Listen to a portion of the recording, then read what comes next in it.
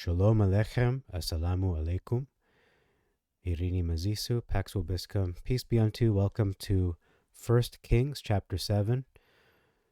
I apologize for the long layoff. It's been 3 weeks since we've done a main channel video. We've been distracted with other things, mainly the keeping of the feasts, the Moedim. So now we're getting back into the swing of things. This is 1 Kings chapter 7. There are 51 verses, beginning with verse 2. It says here that Solomon built the house, talking about the house of Elohim. Or should it be Solomon's house? It seems to be Solomon's own house. Okay, so he built his own house with the wood of Lebanon, versus he built the house of the forest of Lebanon. So no, this house does not belong to the forest of Lebanon. This is Solomon's house. Okay, that's verse 2. Verse 3 talks about the chambers. He formed the house with chambers above, versus cedar above. It was covered with cedar, no mention of chambers. Verse 5, there's an omission of like chambers. In verse 6, talking about the porch, joining them in front. Okay, the pillars and the porch joining them in front, versus it says here, okay, what did I write in my notes? It says before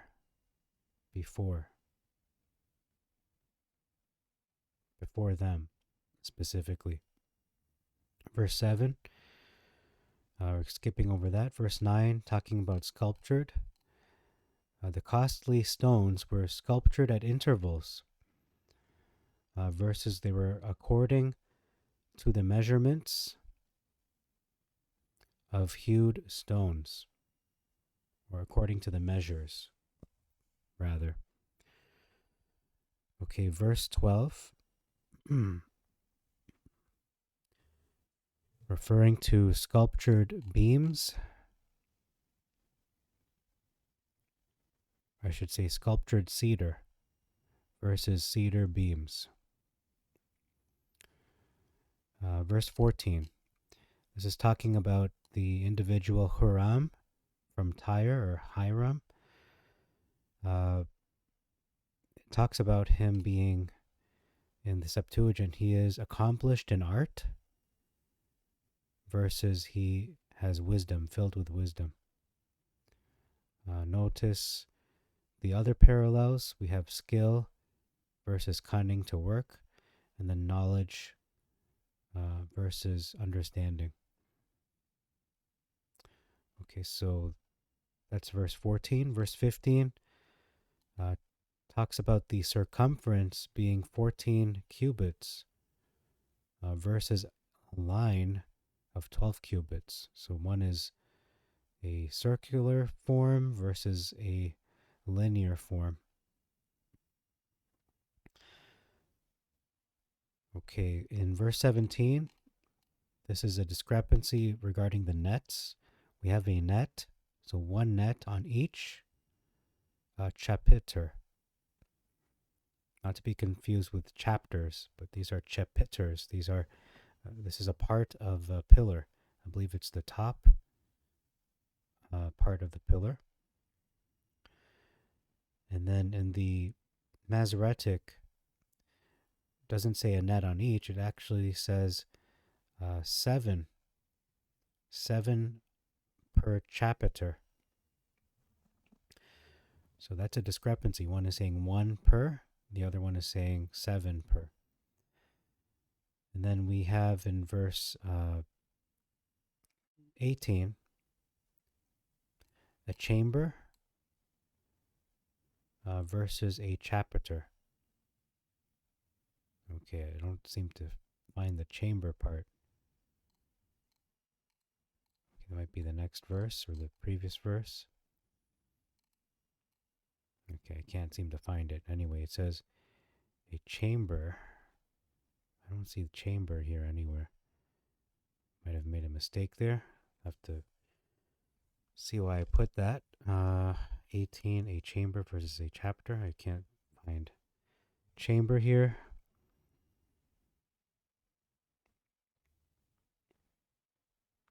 So it is chapter in both. I don't see the chamber reference. There's an addition in verse 18 talking about the pomegranates, 200 pomegranates. Okay, I think this is verse 20. Okay, I got that wrong. Pardon me, that was verse 20. That was the confusion. So it was verse 20 where it says a chamber versus chapiters. Chapiter or chapiters. And then we have an addition of 200 pomegranates in the Masoretic. In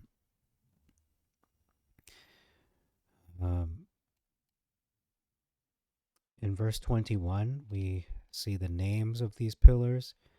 Yakum versus Yakin, and then Bolos versus Boaz. Verse 22, there's an addition of the whole verse, but this verse is redundant. It is a repeat of verse 19. Verse 23, the circumference was 33 cubits versus a measuring line of 30 cubits. 24, it says 10 cubits round versus 10 knops in a cubit. Okay. These are just minor discrepancies, but I think when you take a look at this, you try to visualize it, they're not just minor in terms of the paying attention to detail. Verse 26, there's a significant difference. Our first one of this chapter talks about the thickness of it was a span. Okay, thickness of a span, which is roughly the length of, I want to say, a human being's forearm from the tip of the longest finger to the tip of the elbow. So that's something like a span, if I'm not mistaken. Let me just look it up right now. I'm going to look it up in real time. So span, biblical measurement. Okay, so that is from the tip of the thumb to the tip of the little finger. Half a cubit. Okay. To the tip of the little finger. So 9 inches, roughly. So 9 inches was the thickness that was recorded in the Septuagint. However, it says here a handbreadth thick. Okay, so that isn't, I wouldn't say that's a significant difference. That's more of a semantic difference. Now that we looked at did a little bit of a dive there, researching what a span is. There's an addition of it contained 2,000 baths. Verse 27, these are different measurements provided. We have different measurements all around, but let's just, for the sake of the record, let's look at the length in the Septuagint of 5 cubits versus 4 in the Masoretic. The width was 4 cubits versus 4, so they're the same. However, the height was 6 in the Septuagint and then 3, so half in the Masoretic. For this next one, I'm going to pause. Okay, it's not pausing for me. Okay, so we're back. So there was a typo on the internet version, which is what we're looking at right here, but in the hard copy, it reads formed with a border to them. It's not the them. So that's verse 28. Just a mistake on the internet, the transcription here. Verse 29 talks about the brazen bases. So referring to the bases versus, okay, I don't see that. Versus the plates of brass.